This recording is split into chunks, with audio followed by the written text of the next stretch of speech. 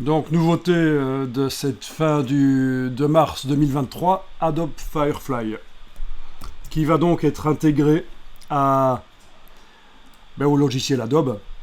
Alors, actuellement, donc, au niveau de la génération des images, c'est moins bon que Midjourney, clairement, mais c'est salué comme étant un des meilleurs démarrages d'intelligence artificielle. Pour un début d'intelligence artificielle, c'est salué comme étant un des meilleurs démarrages, et on voit que Adobe sait ce qu'il parle quand il parle de composition d'images.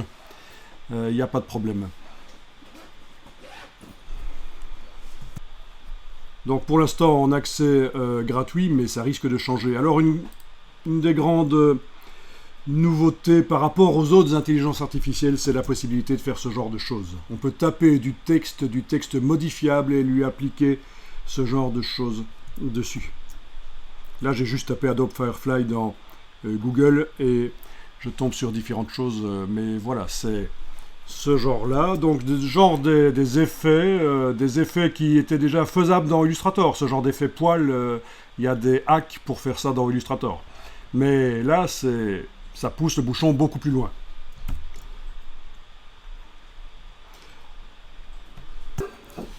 Donc voilà, avec l'effet spécial qui sort des caractères ou pas. Évidemment, ça se gère, à quel point ça va sortir des caractères, l'effet spécial. Je vais vous parler de ça éventuellement.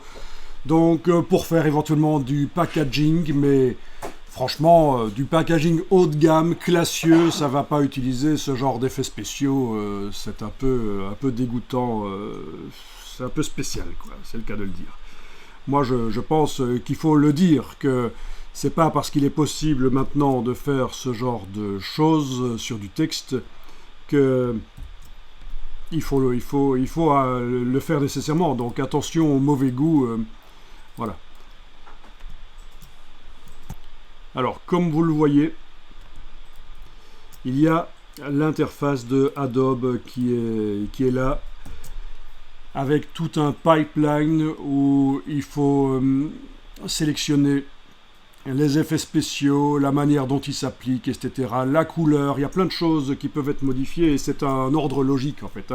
Ça, ce que je vous montre là, qui est sur ce site web que je viens de trouver par hasard, c'est l'interface donc de Adobe Firefly.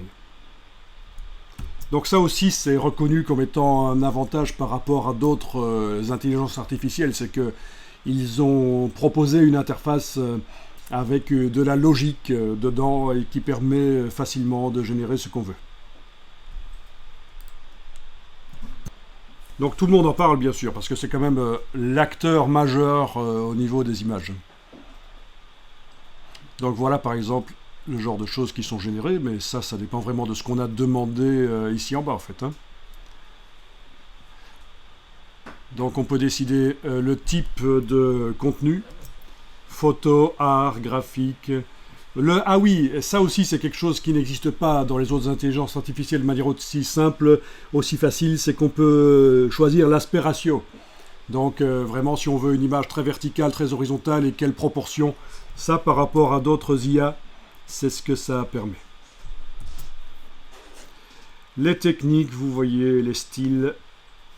On retrouve en fait ce qu'il y a dans les prompts pour les autres intelligences artificielles, mais avec des boutons, des menus. Donc c'est un peu différent. Et donc ce que ça génère pour l'instant, ça ressemble un peu au début de DALL-E. Et c'est en dessous de la qualité actuelle de Midjourney version 5. C'est largement en dessous de ce que Midjourney fait. Mais ce n'est qu'un début.